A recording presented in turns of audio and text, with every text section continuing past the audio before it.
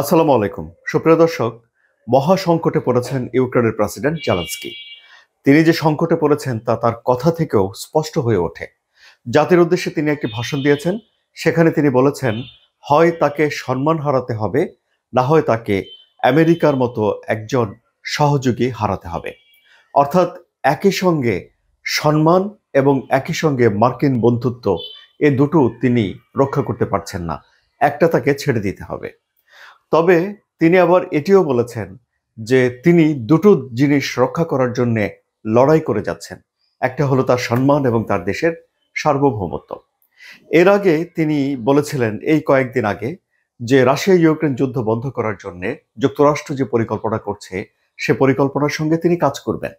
এখন তিনি একই সঙ্গে বলছেন যে তিনি সম্মানও রক্ষা করতে চান। আবার তিনি বলছেন যে দুটোর একটাকে হারাতে হবে, সম্মান না হয় যুক্তরাষ্ট্রের সঙ্গে সহযোগিতা এবং সমর্থন। কেন জেলেনস্কি এই মহা সংকটে পড়ল? কারণ মার্কিন প্রেসিডেন্ট ডোনাল্ড ট্রাম্প বলেছেন যে এই বৃহস্পতিবারের মধ্যেই জেলেনস্কিকে আমেরিকার এই যুদ্ধ বন্ধ করার যে পরিকল্পনা তা মেনে নিতে হবে। মানে মার্কিন প্রেসিডেন্ট ডোনাল্ড ট্রাম্প একটু নরম সুরে বলেছেন। তিনি বলেছেন যে তিনি মনে করেন বৃহস্পতিবারই হলো সবচেয়ে ভালো সময়, যে দিনে জেলেনস্কি এই প্রস্তাবটি মেনে নিতে পারে। এখন এই প্রস্তাবে সম্মান হারানোর কি রয়েছে? প্রস্তাবটি কি আসলে?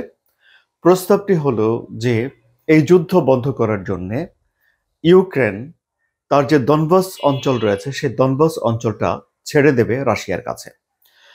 দনবাসে দুটো এলাকা রয়েছে, একটা হলো লোহানস্ক আর একটা হলো দানস্ক। রাশিয়া এর অনেকখানি দখলে নিয়েছে। ধরুন আপনার 88 থেকে 90% মতো জায়গা দখল করে নিয়েছে। সুতরাং কিছু জায়গা যেগুলো এখনো ইউক্রেনের দখলে রয়েছে সেই জায়গাও ছেড়ে দিতে হবে ইউক্রেনকে, অর্থাৎ সেনা সরিয়ে নিয়ে যেতে হবে। এখন সেনা সরিয়ে নিয়ে গিয়ে নিজের ভূমি অন্যের দেশের হাতে তুলে দেয়া ডেফিনেটলি এটি ইউক্রেনের জন্য, বিশেষ করে জেলেনস্কির জন্য অপমানজনক এবং এটা পরাজয়েরই নামান্তর। ভূমি ব্যবস্থাপনার অন্য জায়গাতে যা আছে সেটা হলো যে অন্য যেসব জায়গায় খেরসন কিংবা জাপোরিঝিয়া অন্য কোনো একটা এলাকাতে, সেখানে রাশিয়াকেও কিছু জায়গা ছেড়ে দেওয়া লাগতে পারে ইউক্রেনের হাতে। রাশিয়াকেও সেখানে পিছিয়ে যেতে হবে। সুতরাং প্রস্তাবের মধ্যে শুধুমাত্র ইউক্রেনের জন্যই যে অস্বস্তিকর একটা শর্ত রয়েছে তা নয়, রাশিয়ার জন্যও কিন্তু কিঞ্চিত অস্বস্তিকর একটা শর্ত রয়েছে বলে যতটুকু এই চুক্তি সম্পর্কে জানা যাচ্ছে অতটুকু আমরা জানতে পারছি। এরপর যে বিষয়টি রয়েছে সেটি হলো যে ইউক্রেন তার সেনাবাহিনীর সদস্যের সংখ্যা 6 লাখের বেশি উন্নীত করতে পারবে না। এবং এই পরিস্থিতিতে যদি আসতে হয় তাহলে বর্তমান যে সেনাবাহিনীর সাইজ রয়েছে সেটাকে তার কমাতে হবে। এবং ডেফিনেটলি দূরপাল্লার ক্ষেপণাস্ত্র, অর্থাৎ যেসব ক্ষেপণাস্ত্র দিয়ে রাশিয়ার ভেতরে হামলা করতে পারে ওইসব বিষয়গুলো রাখতে পারবে না। এবং ইউক্রেন ন্যাটোতে যোগ দিতে পারবে না। সামরিকভাবে দুর্বল একটা রাষ্ট্র হিসেবে থাকতে হবে, এটি চুক্তিতে বলা আছে। এইসব চুক্তিগুলো বলা হচ্ছে যেন রাশিয়া ইউক্রেন যুদ্ধটা বন্ধ হয়ে যায়। যুক্তরাষ্ট্র এই যে চুক্তিটি করছে, এবং যুক্তরাষ্ট্র কেন মনে করে যে ইউক্রেন এই শর্তগুলো মেনে নিতে পারে?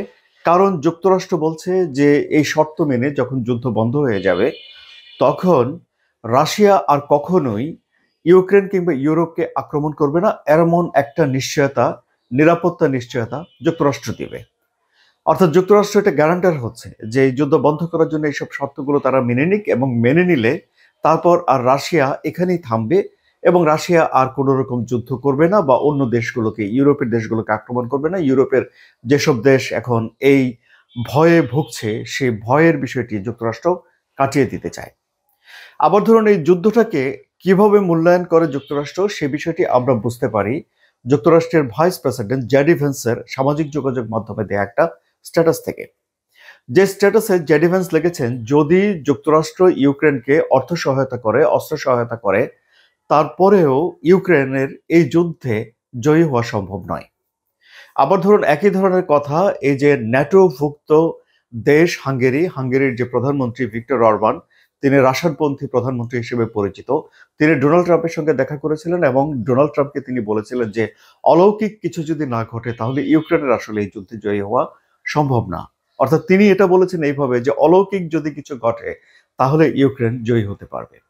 জেডি ভ্যান্সের কথায় এই কথার একটা প্রতিধ্বনি পাওয়া গেল।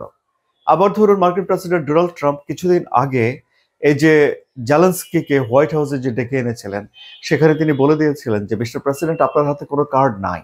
সুতরাং এবারও ঠিক ওই পজিশনেই যুক্তরাষ্ট্র চলে গেল যুদ্ধটাকে বন্ধ করার জন্য।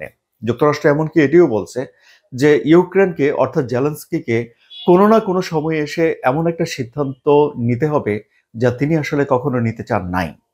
আবার এই যে তিনি বলছেন যদি এখন এই প্রস্তাব মেনে না নেয় ইউক্রেন, তাহলে যা হবে সেটি হলো যুদ্ধ চলতে থাকবে এবং একটা পর্যায়ে গিয়ে একটা সিদ্ধান্তে ইউক্রেনকে যেতেই হবে।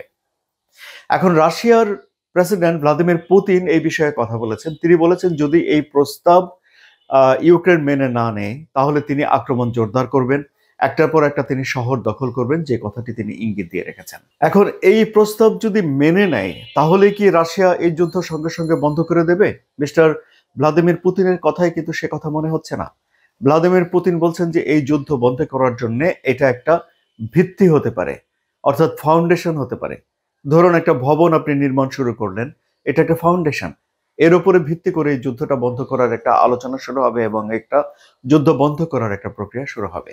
কিন্তু আরো বেশ কিছু বিষয় রাশিয়ার রয়েছে। বিভিন্ন সময় ভ্লাদিমির পুতিন যেসব কথা বলেছেন, এই যেমন ধরুন তিনি চান না যে ন্যাটো তার পূর্বাঞ্চলে আসুক, অর্থাৎ সাবেক সোভিয়েত ইউনিয়নভুক্ত যেসব দেশগুলো রয়েছে সেসব দেশগুলো ন্যাটোভুক্ত হোক, এই বিষয়টি তিনি চান না। ইউক্রেনের ভিতরে রাশিয়ান ভাষাভাষী যেসব মানুষগুলো রয়েছেন সেসব মানুষের উপরে নির্যাতন বন্ধ হোক, এটি মিস্টার পুতিন চান। পুতিনের উপরে যেসব নিষেধাজ্ঞা আরোপ করা হয়েছে সেসব নিষেধাজ্ঞাগুলো তুলে নিতে হবে, এই বিষয়টি পুতিন চান। এবং এসব কিছু কাজ করা হলে ভ্লাদিমির পুতিন এবং রাশিয়া কূটনৈতিকভাবে একটা হায়ারার্কি পাবে। যদিও ডোনাল্ড ট্রাম্পের সাথে সম্পর্ক উন্নয়নের মধ্য দিয়ে কূটনীতিতে দারুণভাবে ফিরে এসেছে রাশিয়া। এই রাশিয়াকে পশ্চিমা বিশ্ব 20,000-এরও বেশি স্যাংশন আরোপ করে কূটনৈতিকভাবে বিশ্বজুড়ে একঘরে করে ফেলার একটা চেষ্টা করেছিল, সেটাও ব্যর্থ হয়েছে। এখন মার্কিন প্রেসিডেন্ট ডোনাল্ড ট্রাম্প স্পষ্ট করেই তিনি বলে দিচ্ছেন যে এই বৃহস্পতিবারের মধ্যেই এখন ইউক্রেনকে এই প্রস্তাব মেনে নিতে হবে এবং এই প্রস্তাব মেনে নেওয়াটা জেলেনস্কি মনে করছেন যে তার উপরে একটা মহা সংকটের মতো এসে পড়েছে। এখন তিনি কি করবেন সেটাই দেখার বিষয়। আপনাদের কি মতামত সুপ্রিয় দর্শক? আপনাদের মতামত কমেন্টে জানান। আলোচনা যদি ভালো লাগে তাহলে সাবস্ক্রাইব করে সঙ্গে থাকুন নতুন যারা এসেছেন, এবং পুরনো যারা সাবস্ক্রাইব করে সঙ্গে আছেন তাদের প্রতি কৃতজ্ঞতা রইল। ভালো থাকবেন সবাই, একটা লাইক দিন।